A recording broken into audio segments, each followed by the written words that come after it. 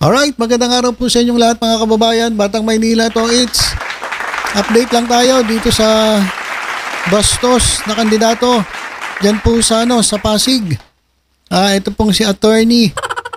Tawag ko dito attorney B, mga kababayan. Alam niyo na yung ibig sabihin ng B, bastos. So, update lang tayo, ano na nangyari? Siya po ay nagpa-press con at nagbait-baitan mga kababayan. Parang tupang maamo na mga kababayan. Nagsorry po siya at may mga sinasabi pa siya na yung lola niya raw ay solo parent. Meron daw siyang kapatid na solo parent. Meron palang ganun, ba't binastos mo? Kaya ginamit mo sa yung joke, yung solo parent. At ewan ko kung dala ito ng iyong kamanyakan eh. Grabe mga kababayan yung biro na yun. Narinig nyo na ba yun yung sinabi niya? Ulitin ko lang mga kababayan, parinig ko lang sa inyo bago tayo dumako dito sa kanyang panghingi ng sorry. Balikan lang natin yung sinabi niya. Para sa mga solo parent ng Pasig. Minsan sa isang taon, ang mga solo parent na babae na nireregla pa, malinaw, nireregla pa, at nalulungkot, minsan sa isang taon, pwede sumiping ho sa akin. Yun yung interesado, magpalista na ho rito sa mesa sa gilid. Okay, so yan mga kababayan, yung kabastusan itong kandidato sa pagka-congressman dyan po sa Pasig. At kapansin-pansin lang, ito si Aramina dun sa Codley. Imbis na ma-shock dun sa sinabi, kasi babae siya dapat masya-shock siya. Pero parang natuwa pa mga kababayan. Parang sinang-ayunan pa itong sinasabi na itong bastos nilang kasamahan. Yan po ay kasama nila dyan po sa ticket ni Diskaya. Ang kalaban po ng grupo ni Mayor Vico Soto dyan po sa lungsod ng Pasig. So yan po yung pinag-umpisahan yan. Marami po nag-react, marami po nagalit, kahit po yung Gabriela, sapagkat ito po ay pambabastos, pagpapakita ng walang respeto sa mga single mothers, sa mga solo parent, na ang ginagawa ay nagsisika para itaguyod ang kanilang mga anak at nagsasakripisyo. Tapos ang gagawin mo lang babasusin mo, sobrang baba ng tingin mo. Galit na galit po ang karamihan po sa atin po mga kababayan. Kaya naman po, alam ko ang COMELEC din. Nako, ang COMELEC din may binabalak po na gawin laban po dito sa kandidatong ito at sa mga iba pa nagagaya. Kasi baka ito na yung umpisa ng kabastusan at paggamit ng mga kandidato sa mga ganyan, sa mga solo parent, baka sarili yun, gamitin na rin. So ito yung pasimuno mga kababayan. Kaya nagising po ang COMELEC. Ito pakinggan natin yung sinabi ng COMELEC mga kababayan tungkol dyan. Mamisquote, basahin mo na. Yan, meron ka na namang kudigo dyan. Go. Minsan sa isang taon, ang mga solo parent na babae na nireregla pa at nalulungkot, minsan sa isang taon, pwede sumiping ho sa akin. Yun hong interesado magpalista na po rito sa gilid. Baka naman nagbibiro lang siya pa na. Baka nagjo-joke lang si... Napaka-bad joke naman. So anong tanong mo kay Chairman? Chairman, pwede po ba ito i-disqualify? Agad. Pwede bang i-disqualify itong tulongges na to? Ano sagot ni Chairman dito po sa COMELEC? Agad. Alam niyo po, kahapon marinig ko po at makita mismo yung video, ako po ay masyadong nalungkot at minanage ko na lang yung sama ng loob, yung lungkot na lang na bakit kinakailangan bumaba tayo sa level ng ganyan sa pangangampanya. Hindi po ba naalala niyo po, kahit sa programa niyo, binanggit ko sa mga kandidato, respetuhan lang tayo kapag kumakandidato at kapag tayo nagsasalita, hindi lamang sa kapwa kandidato, kung hindi lalong-lalo na sa mga botante po natin. Paano na lang kapag kami mga nakapanood at sadyang may mga makakapanood ng mga bata na parang sasabihin, okay lang pala na ganyang bastusan na lang tayo kapag nasa entablado. Kahit pa sabihin po natin nagbibiro yan, hindi po tamang biro yan sapagkat alam natin, meron nga po kaming anti-discrimination resolution And therefore, umasa po kayo sa mga susunod na araw, hindi ko naman sinasabi mananagot ka agad. Pangit po kagad, baka sabihin naman piniprejudge natin. Pero may gagawin hakbang po ang COMELEC. Hindi po pwedeng ganyan. Ibalik po natin sa katinuan itong kampanyahan. Bagamat mainit na mainit, pero dapat po tayo ay nagpapakaayos kahit sa pananalita po natin. Unfair at hindi nararapat yung mga ganyang klaseng salita at kahit po joke para po sa ating mga kababaihan.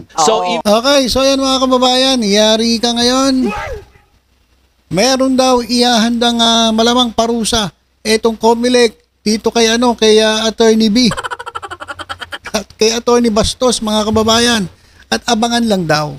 Hindi naman daw agad-agad parurusahan, pero mukhang meron pong gagawing penalty etong COMELEC dito sa Tulonges na ito. Kaya mga kababayan, siguro dahil naririnig niya, ito na po, siya po ay humingi ng paumanhin, nagpa-presscon.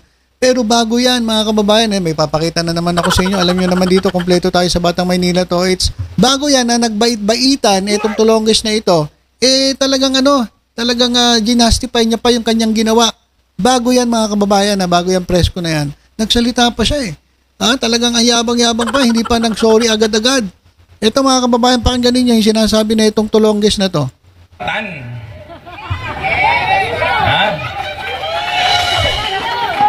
Okay, ito yung kampanya nila na narinig na niya yung mga sinabi ng mga taong bayan na siya'y bastos. Doon sa sinabi niyang joke. Alam na niya. Pero pansinin niyo mga kababayan, hindi pa siya agad nag-sorry. So walang tawag dito. Hindi siya na bother. At parang tuwan-tuwa pa siya doon sa ginawa niya. At yung biro daw, wag daw idikit sa issue, kumbaga ihiwalay ang issue ng eleksyon, sabi niya. Pakinggan ninyo, bago natin panoorin yung nagbait-baitan siya.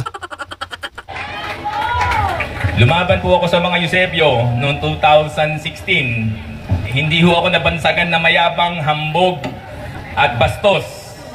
Okay, ang balita ko rito mga kababayan, ilang beses na ito tumakbo pero hindi po nananalo. So talunan po ito. Pero kung magsalita, kala mo, galing-galing, no?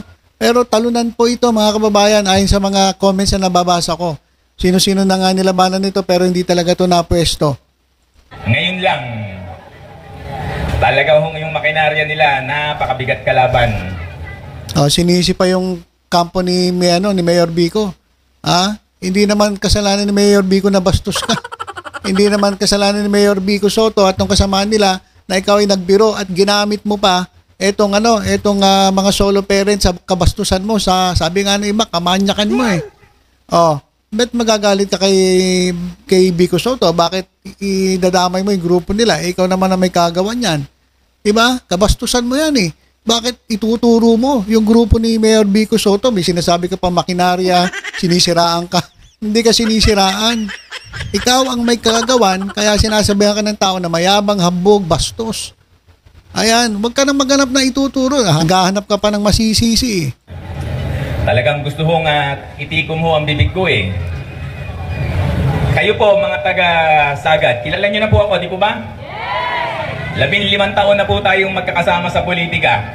Tatanungin ko po kayo, ako ho ba ay naging bastos sa inyo?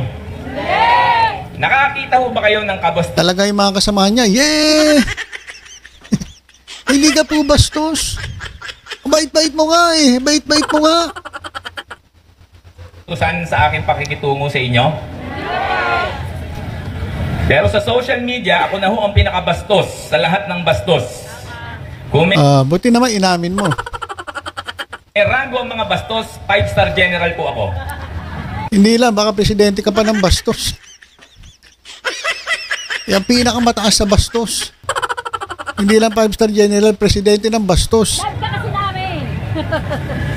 So sana po, sa mga kapwa ko Pasigueño, ang biro ay manatiling biro. Di mo ba? At ang seryosong bagay, huwag mong haluan ng biro. Okay, so yan mga kababayan, kitang-kita nyo naman hindi pa siya nagsusorry. Ang tingin niya pa sa ginawa niya, tama. Biro lang daw. So hindi niya inaamin yung mali niya. Mayabang pa. Itong nung mga panahon na yan. Pero ito na. Dito na po siya nagbait-baitan. Dito na po siya nag-sorry-sorry. Kasi delikado na Nagsalita na yung COMELEC. Halos lahat ng kababayan natin mga Pilipino. Galit na sa kanya. Bastos siya. Sinasabi, walang respeto sa mga solo parent. O ano ngayon? Tingnan nyo, bait-bait. Tingnan nyo yung pagmumukha niya doon sa mga ibang mga rallies nila, kampanya nila. Diyan sa presko na yan. Tingnan nyo maigi. Parang tupang paamo. Parang di makakabasag ng ng pinggan. Teka, mag-react nga tayo. O yan, tawanan na lang natin yan. Ha ha. Dahil sa tingin ko, hindi naman ito sincero sa kanyang paghingi ng tawad. To, panoorin po natin yung kanyang sorry. That's my point of view. Sige na, bilisan mo. Bait-bait niya, oh. Magandang hapon po sa lahat po ng ating pong reporters na narito po ngayon sa pinatawag po natin na press con for me to issue my public apology. So let me begin. Inaako ko po ang responsibilidad sa mga nabitawan ko pong salita. I'm sorry po na lumabis po ang aking salita at mali po ang napili kong biro para po magpatawa sa isang political focus. Now I better understand the phrase, the road to hell is paved with good intentions. Hindi po sapat na mabuti ang ating intensyon. Importante rin po yung pong epekto ng ating pong salita, lalo na po sa ating gawa. Ewan ko kung may nakita kong good intention dun sa sinabi niya. Ano magandang intention dun sa biro na yon? Di ba? Anong good intention? Nung binitaw mo yung biro na yon, nakabastusan, wala respeto, good intention pa rin. Sa mga nasaktan, ng mga solo parent, lalo na, ang akin pong paghingi ng patawad at paumanhin. Hindi ko po intensyon na makasakit.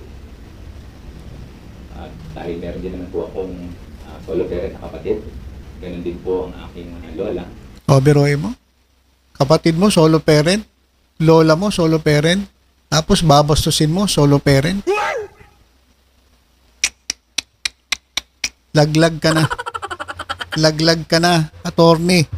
Mukhang sablay ka na. Mukhang wala kang matatanggap na boto dyan sa Pasig. Sa totoo lang. Solo parent din po siya. Alam ko po ang pinagdadaanan ng mga solo parent. At yun po, hindi ko po ginagawang biro. Ginawa mo nang ang biro eh. Nung hindi. Natoko talaga to. Niloloko tayo na itong tulongges na to eh.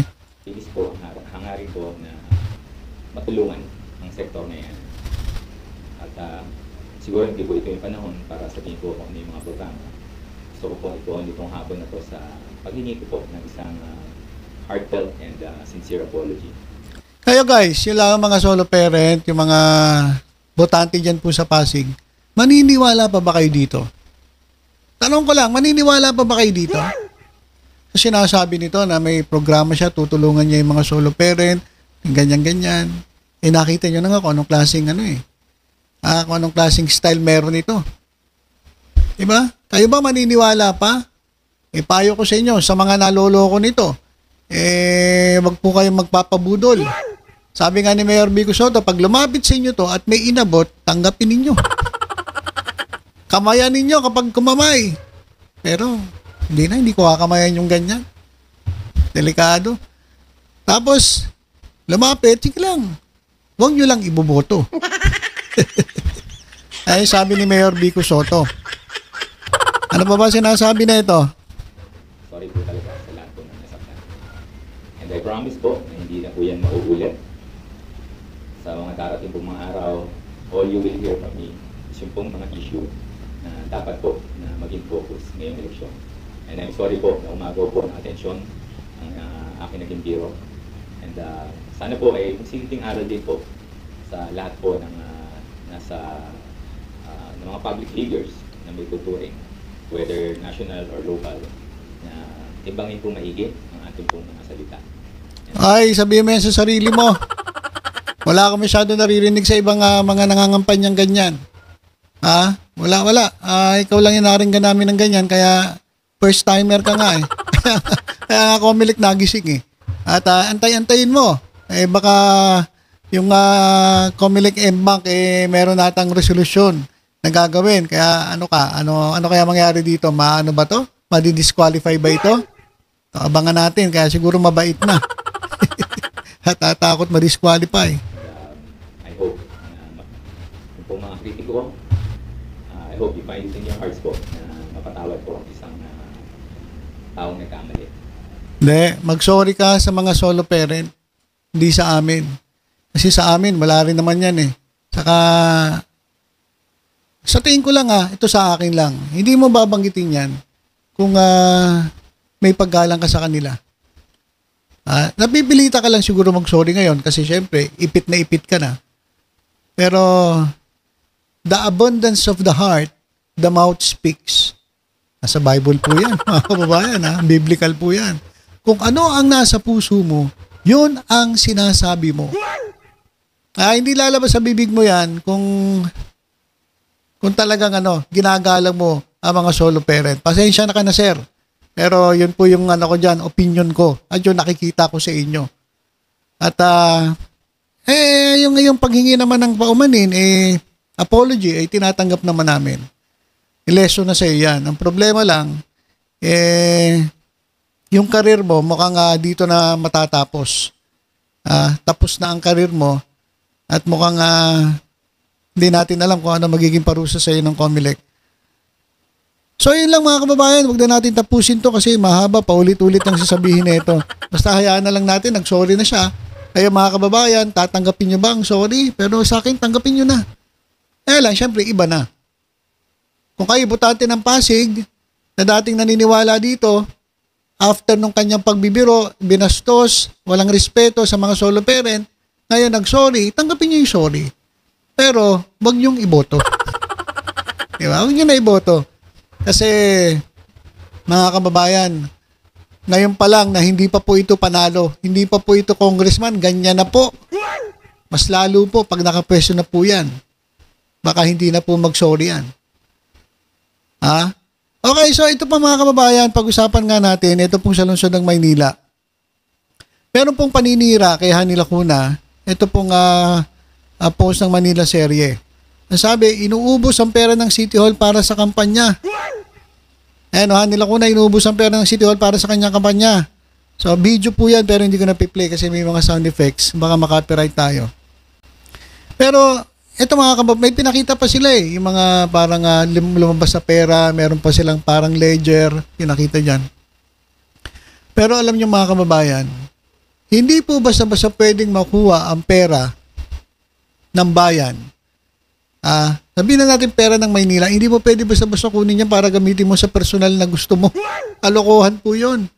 Lahat po ng pera yan dadaan po sa proseso, meron pong audit dyan. So, yung sinasabi nila na kumukuha si Hani Lacuna ng pera dyan sa kaba ng bayan dyan sa Maynila, kalokohan po yan. Hindi po pwede mangyari yun. Kasi pwede po siya makasuhan. Sinong tanga ang gagawa ng ganon para makasuhan? Hindi po ganon. Kaya fake news po itong sinasabi nila. Fake news po ito. Paninira po ito. Sabi nung kampo nung isa, nung dating mayor, hindi po kami maninira. Lagi ko naririnig hindi kami naninira. O hindi nga ikaw naninira, pero yung mga trolls mo, yung mga vloggers mo, yung mga Facebook pages na mga trolls ninyo, yan ang naninira. Kaya mga kababayan, paalala ko lang sa mga batang Maynila, wag po kayong basta-basta maniniwala sa mga ganitong klaseng balita. Fake news po ito. Ngayon, kung talagang napatunayan nila na itong si Mayor Hani Lacuna ay ginagamit ang pera ng City Hall para sa sariling kapakanan, kasuhan ninyo. Pero ganito, puro dakdak lang sa social media, wag po kayo maniniwala, kalokohan po yan. Hindi po basta-basta yun. Pera po ng taong bayan yun, hindi yung pwedeng basta kung ano yun. Alkansya na pwede kang mangupit na basta-basta na lang, hindi. Lahat po na lumalabas sa pera dyan, accounted po yan, dadaan po sa audit yan. O, kapag ikaw ay nakitaan ng audit na meron kang nilustay na pera, katulad nung ginawa ni Sara Duterte, nilustay ang pera, mananagot ka sa batas. So, kalokohan po ito. Kalokohan po ito. Fake news po ito. Itong sinasabi ng Manila Serye. Huwag po kayo maniniwala. Okay, so ganyan na po kainit ang sitwasyon ngayon. Lalong-lalo na napakalapit na po na eleksyon. Halos isang buwan na lang mga kababayan. Kaya, muli, paalala ko lang sa ating mga subscribers at maging mga kaibigan natin. Sa Pasig po, Mayor Vico Soto po tayo. Bilang Mayor, Vice Mayor po si Dudut Jaworski, yan po sa Pasig, at yung buong ticket po ng grupo ni Mayor Vico, pakisuportahan. At sa Maynila naman, Mayor Hani Lacuna po tayo, Vice Mayor Yul Serbo, at ang buong ticket po ng Asenso Manileño. Doon po tayo sa tapat at totoo, mga kababayan. Alright, so yun lang po. Basta tutok-tutok lang dito sa Batang Maynila to. Sa iba pang updates, ingat po tayong lahat. God bless po.